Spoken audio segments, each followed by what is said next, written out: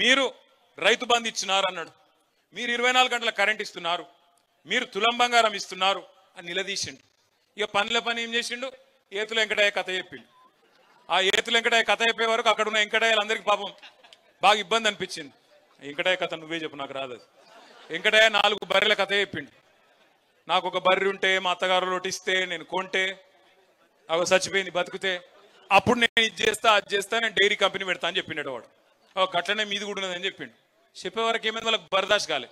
బర్దాష్ కాక ఒక స్పీకర్ గారిని, దళిత స్పీకర్ నువ్వు అవమానిస్తావా అని చెప్పి సస్పెండ్ చేశారు. ఎంత దారుణం అంటే నేను అడుగుతున్నానండి, స్పీకర్ పదవికి దళిత స్పీకరు, గిరిజన speaker, BC speaker, OC speaker అని ఉంటుంది. స్పీకర్ స్పీకరే. స్పీకర్ను మేము గౌరవిస్తున్నాం కాబట్టి ఏకగ్రీవంగా ప్రసాద్ కుమార్ గారు ఎన్నుకోవడంలో మనం కూడా పోటీ పెట్టకుండా సహకరించిన మా స్పీకర్ గారు అక్కడ కూర్చోవడానికి. అదేవిధంగా ఆ రోజు జగదీష్ రెడ్డి గారి మీద ఆగ్రహాన్ని వ్యక్తం చేస్తూ ఆయన సభను వాయిదా వేస్తే ఆయన ఛాంబర్లకు పోయినాం, స్పీకర్ గారి దగ్గరికి పోయి చెప్పినాం, సార్ కేసీఆర్ గారితో మాట్లాడినాం మేము, అవసరమైతే జయేశ్వర్ రెడ్డి గారు 10 ఏళ్ళు మంత్రిగా పనిచేసిన పెద్ద మనిషి అయినప్పటికీ మీరు కనుక నొచ్చుకుంటే మీరు మైక్ ఇవ్వండి, వెంటనే విచారం వ్యక్తం చేస్తాం, మేము తప్పకుండా అవసరమైతే మీరు బాధపడేది, మేము తప్పు మాట్లాడలేదు, మిమ్మల్ని అవమానించలేదు, అయినా మీరు అని ఫీల్ అయితే మేము విచారం వ్యక్తం చేసి వెనక తీసుకుంటాం, మైక్ ఇవ్వండి అని చెప్పినాం. మైక్ ఇయ్యలే. దళిత స్పీకర్ను అవమానించినందుకు జగదీశ్వర్ రెడ్డి గారిని చేసినామని చెప్పారు బయటికి. నేను ఒక్కటి గుర్తు చేస్తున్నా, రాష్ట్రంలో 143 మున్సిపాలిటీలు ఉన్నాయి, కార్పొరేషన్లు ఉన్నాయి. జనరల్ సీట్లో ఎక్కడన్నా ఏ నాయకుడన్నా ఒక దళిత మహిళను 5 ఏళ్ళు మున్సిపల్ చైర్మన్ గా ఉన్న పెట్టిన నాయకుడు ఎవరైనా ఉన్నారా? ఇగో మా అన్నపూర్ణమ్మ, ఒక దళిత బిడ్డ, ఆడబిడ్డ, ఆ అమ్మాయిని ఒక జనరల్ సీట్లో అక్కడ మున్సిపల్ చైర్మన్ చేసిన జగదీశ్వర్ రెడ్డి గారట దళిత వ్యతిరేకట. ఇంతకంటే హాస్యాస్పదమైంది ఇంకోటి ఉంటుందా? కూర్చో. ఆమెను దించడానికి ప్రయత్నం చేసిన వాళ్ళట మంచోళ్ళట, కానీ ఇవాళ జగదీష్ అన్న ఎవరైతే అక్కడ కూర్చోబెట్టిండో ఆయనట దళిత వ్యతిరేకట. ఇంకా ఘోరం ఏంటంటే, ఇంకా విచిత్రం, జగదీష్ అన్న ఏమన్నాడు, ఈ సభ మనందరిది అన్నాడు. నిన్న ఇంకో ఆయన మాట్లాడిండు, మజ్లిస్ ఆయన, ఏమన్నాడు ఆయన, ఇది గాంధీ భవన్ లెక్క నడుపుతున్నావు అన్నాడు.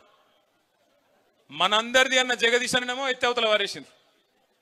గాంధీ భవన్ లెక్క నడుపుతున్నావు అన్నట్టు కొనుకేమో గంటలు గంటలు మైకులు ఇచ్చి బాకాలు కొట్టించుకుంటున్నారు, డబ్బా కొట్టించుకుంటున్నారు. ఇంతకంటే సిగ్గుచేటు ఉంటుందా? ఇంకోటి దమ్ము లేదా?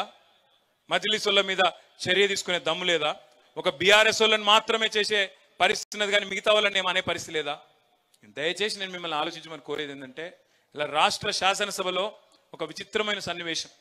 బీజేపీ కలిసిపోయింది, సిపిఐ అటే ఉంది, మజ్లిస్ అటే ఉంది, కాంగ్రెస్ అంతా ఒక దిక్కే ఉన్నది.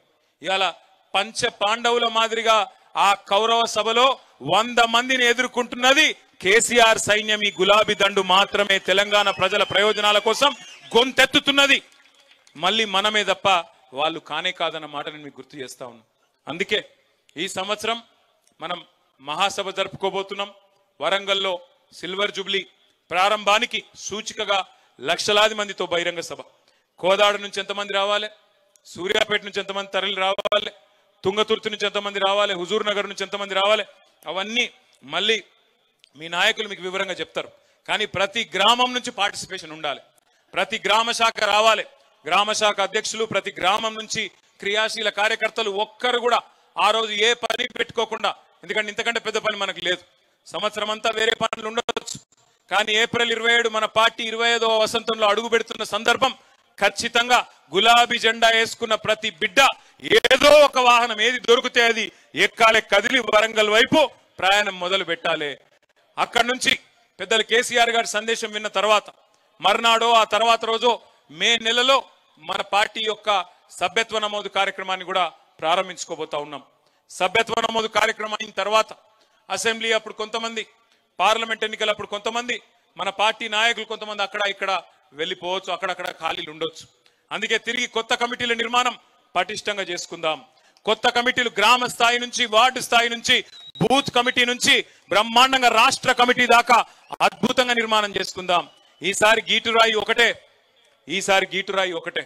ఏ నాయకులైతే నికార్సైన నాయకులుగా కష్టకాలంలో కూడా పార్టీని పట్టుకొని ఉన్నారో వారికే పెద్దపీట వేద్దాం, వారినే ముంగడ పెట్టుకుందాం, వారినే నమ్ముకుని ముందుకు పోదాం. చిన్నోడు పెద్దోడు ఏముండదు పార్టీలో. మనం అనుకుంటే కేసీఆర్ గారు అనుకుంటే ఇంతమంది ఎమ్మెల్యేలు అయినాం, చిన్నోడు పెద్దోడు ఏముంటది? ఇలా మేము ఇక్కడ కూర్చున్నామంటే మీరందరు దయతో ఇక్కడ కూర్చున్నాం తప్ప, కేసీఆర్ గారి ఆశీర్వాదం, మీ దయ, ప్రజల ఒక ఓటుతో ఇక్కడ కూర్చున్నాం తప్ప మేమేం మీకంటే పెద్దవాళ్ళమేం కాదు. చిన్న పెద్ద ఏముండదు, పార్టీలో అందరం కూడా ఒకటే.